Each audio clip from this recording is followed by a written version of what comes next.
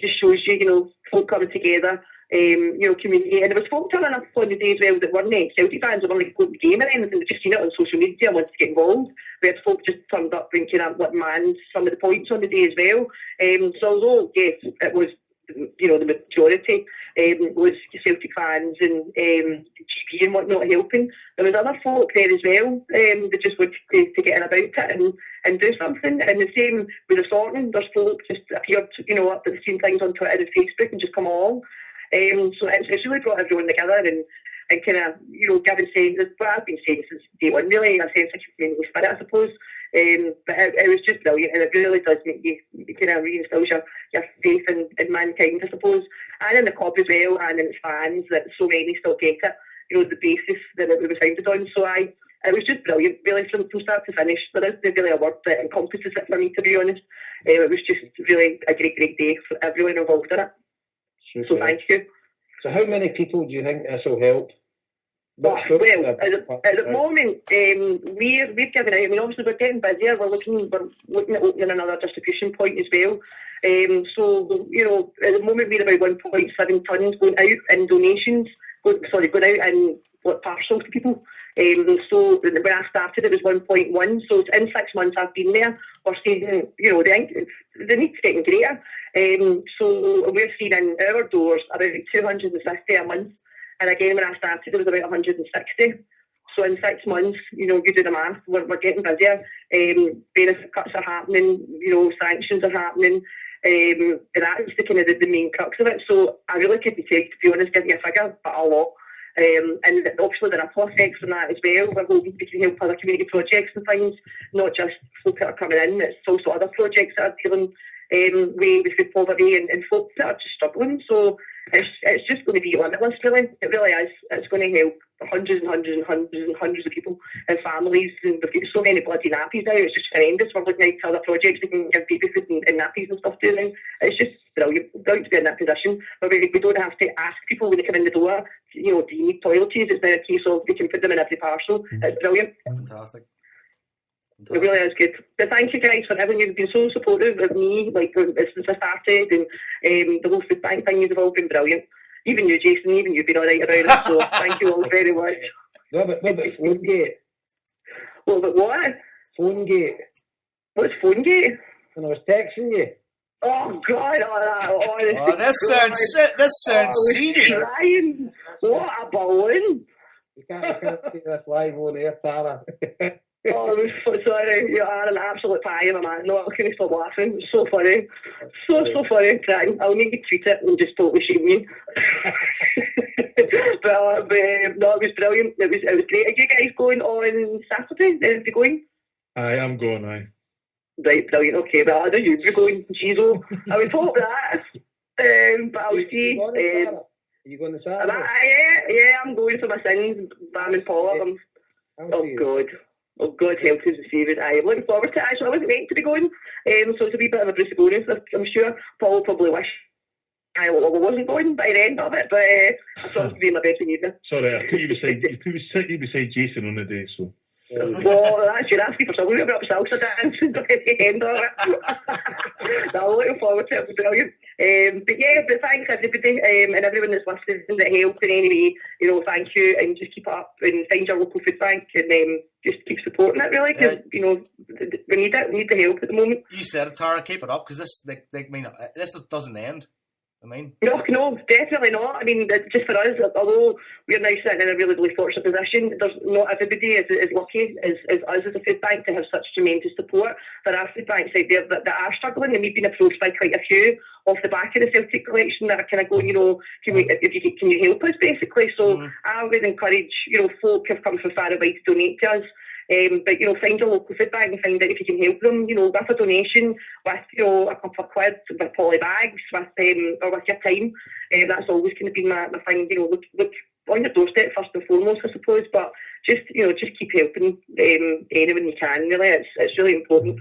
As I say, that ones that aren't as lucky as us get the support as well. Yeah, we're in a time of people helping each other and getting together for a common good, and long may it last. I mean, we've said it over and over on this show. I mean, things like Kano Foundation last year, and food banks last year. these things don't stop. They have to keep being fed if they're going to stay alive, and that needs to be totally. We need to commit to these things over a long period.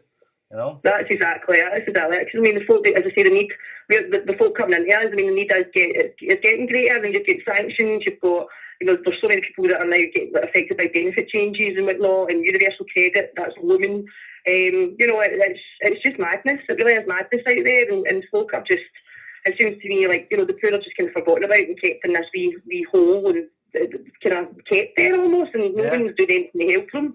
So folk come into us and they see a wee bit of hope at the end of the tunnel. So, but we can all do that. We can all just, I don't know, just look out for your fellow man. It's no rocket science.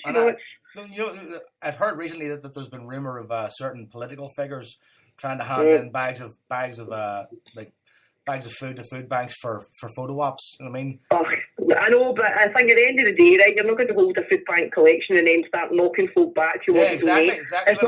It's not political. You guys know that. It pisses me off when folks start trying to make food banks political. It's not. People that are coming into me don't give a shit, excuse my language, who voted what or whose policies are what. They're struggling. And food banks are here. It really gets them a lick. They can make it religious as well. It's not at all. Folk are hungry. Feed them. Politics doesn't come in here. And I think if someone wants to donate, whether he's a politician, whether they think he's full of crap or not, let him do it. Don't make sure it look like an idiot if they start knocking back donations. But that's just, everybody's different at the end of the day. But somebody coming to me would not care if a certain politician was the one that gave them the food or not. They're hungry, they'll eat it. It's just daft. Absolute daftness. Tell you what, don't get me started on a rant. But anyway, I will let you go. Thank you so much for everything again and for having me on, and I'll see a couple of you on Saturday. Tara, you're an absolute, you're a shining light when you come on this show. You break my heart there. I don't know about that. But thank you guys, no, honestly, I appreciate it. You've always been great to me, and I really just appreciate it so much. And thank you. And I'll talk to some of you soon. Take it easy, Tara, right? Take care. Bye-bye. Bye-bye. Who's not smiling right now? I know. Isn't that brilliant? I love when she comes on. It's great. Anyway, we're talking about good things. I'm smiling. You're smiling? You're not smiling, though? See one thing I'd like to mention. See if Tara lived in Liverpool, they would say, Tara, Tara. There you go. That just gave me there. I said what up, Bob? A bucket of fish. Love. Speaking of Liverpool, what can I expect next week when I go to Goodison if I get there? Well, who cares? I care, because I'm going to fucking be there. Well, we're talking about that on the Everton podcast. There you go. You have a good time, mate. I'll catch up with you in the next couple of days and I'll sort that for you. Same. Right, so we were on good and bad, weren't we? Harper's good. You can talk about it if you like. No, you're the boss, Harper. I thought you just fucking realised that to come back this week just to show it. El Comandante is back. Just a wee quick tweet there for Alistair. Says, hi boys, got a surprise phone call from St Martin today. Really chuffed, gave me a signed Irish shirt. Made up. Good luck to Paul for the weekend. You mean St Martin? You mean Martin O'Neill, yeah? Presume so, Okay. Got a signed jersey through the phone. That's technology, baby. Right, that's it, man. That's the world. So, we were on good and bad, weren't we? I done one good that. Your one good was all about you, so that's all about ground. Let's pass that one over. My one good thing, actually, I'm gonna be fairly selfless here. I'm gonna say the one good thing I've seen this week was Graham Wilson. You're going to say the same as me. No, Graham Wilson had his first son. Oh, aye. Oh, did he? Congratulations. We Liam, youngest Tim this weekend. So congratulations to Graham and his, what do you call his missus? Congratulations to Graham and his wife, man. Yeah. So fair play to him. So I've seen a few photographs and it's great. You know, it's always great to have new Tims in the world. Right? Happy days and congratulations, Graham. Fired over to you, Jason. Good or bad? What would I say? We're going good first. We're going good. Good was Celtic's last minute winner and Ronnie Dyer going absolutely tonto in front of the Celtic support. Yeah, that just was that probably made my week. Do you think you had an influence there, Jason? Sorry? Do you think you had an influence there? Saying like, we need some more passion, Ronnie. And he's like, I'll fucking show that. I'll show that Higgins cunt. I'll fucking. It was all down to me and Paul and Liam. Without a doubt. Just positive vibes, Ronnie, coming your way. Bringing the charisma, bringing the fire. Paul? One good thing was Lee Griffiths getting it right up the Aberdeen fans at the end, because I'm fucking fed up hearing them and their fucking nonsensical rubbish every fucking week of the year. So I was delighted with that, and I've always hated Aberdeen, so get it right up you. I like that nonsensical rubbish. It's like, honestly, it's like fucking Aberdeen, and Derek McInnes is the Alan Pardew fucking Scottish football. He's fucking hopeless at what he does, and then he wins 4 or 5 games in a row, and suddenly he's trying to tell everybody about everything. You know what I mean? And it's just, I just can't stand it. And I suppose my hatred of Aberdeen goes back to the 80s and all that kind of thing, when they were our only rival, really. But I just think, you know, I loved seeing their fucking faces when Van Dijk scored that winning goal. And especially when young Mr. Griffiths decided to remind him of it. Fantastic. So we're gonna go bad then. Harper, over to you. Bad. Don't tell me it's the flu.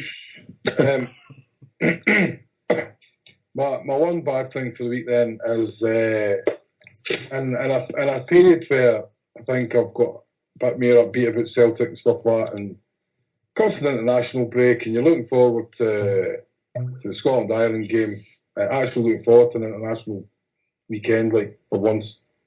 And then the fucking media turned into this bigot fest, or try to turn it into a bigot fest against Aidan McGeady McCarthy, and that's been really disappointing for me, because there was absolutely no basis for it for the supporters, and it's a completely media-led fucking campaign, and obviously clowns like McQueen. Just people, dinosaurs like that, who shouldn't even be given a fucking platform anymore, and they're only given a platform because of their fucking archaic views in the world. So that's my bad thing for me. Fair enough. Jason? I'm the same as Harper. Disgusted with all of that media-driven absolute nonsense. I'm sure the fans that go to Celtic Park on Friday night will have a great time, enjoy a great football occasion, and may the best team win. Yeah, but the gutter press, they just have to make a deal of it, you know.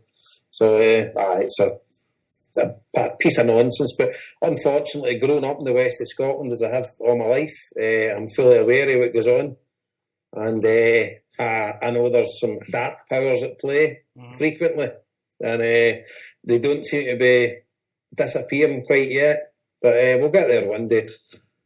I can totally go with that, but my one bad thing is not being able to attend the premiere on Saturday, which I would love to go to. So I'm looking forward to seeing the tweets that come out after the premiere on Saturday of Paul's film. So I'd love to be there, but because I imagine it's going to be a great night. I'm looking forward to hearing your song, like.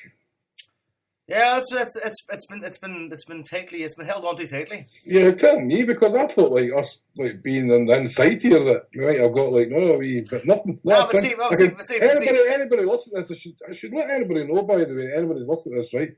Just because we do a show together, none of us have seen the film. I think that there's been no like sort of sneak viewings for me, Jason or Jorah, and I think that's only right. Like, yeah, but I was conscious putting the song together that the impact of the song and the impact of the film had to be first-hand for the person that sees it in the actual premiere. Because even if you offered to, I don't know what you hear it, or I want to experience it actually viewing it. Because I mean, like, to be honest, you'll agree, Paul, that it's tailored specifically for the film. Like, yeah, and it's the guys who put the images to it done a really good job. I'll say that, and I mean, Jester hats. Well, you never know, actually. But there's actually there's only 4 people that have seen the film, and that's including myself, and it's all people who worked on it. And so, you know, and even them, because of them working on it, they're coming on Saturday. They've never seen it on the big screen or anything. So you know, So I mean, it's you know, a lot of people have been at me to sort of get out on DVD, this, that, and next thing. I mean, the exclusivity has to be there for the people who want to. Yeah. You know, take the HomeBhoys, for example. They're running a food bank drive on the basis of showing the film. So I'm not going to then take away the exclusivity for them and hopefully maximise as much money they can for the food bank just because somebody's couldn't make a weekend in Glasgow or wherever else it's shown, you know what I mean? So, well, that's part of it. But Yeah, I mean, as I say, I've watched it a couple of times and I'm happy with it. So,